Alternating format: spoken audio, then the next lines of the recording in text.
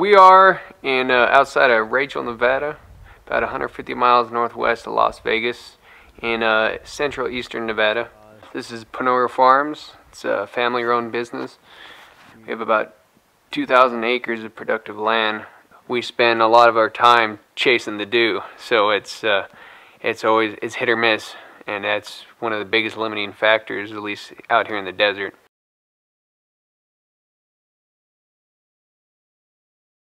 You know, it's a lot of money. It's a big investment.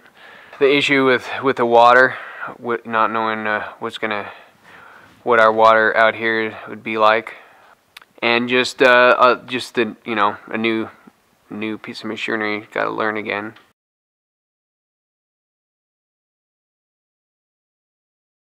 Our first cutting we used it on, we saw a 100-pound increase per bale. Since we got the machine and started applying it, it's really give us a lot more control than we've ever had before. You know, just in the reduction in labor and your increase in quality on everything you produce well pays for itself. You know, we went down from a crew of 3 to 1, and that's there in your management. You know, it's easier to run machinery than people, especially on our second and third cutting where we usually have dry hay because we don't have the dew, and it's really brought it up to a consistent level that we've have never had before, and I think it's give us a good edge in the industry.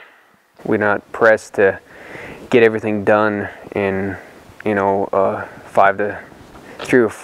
5 hour period. I can bale as all night long and even into the day.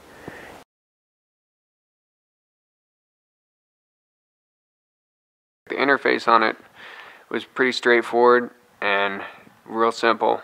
Based on your conditions, you can fine-tune it. You know, if you have moisture on one side or the other, or the top or bottom of the windrow, and just by using your pressure, it really, gives you a real interesting sense of control that you didn't have before.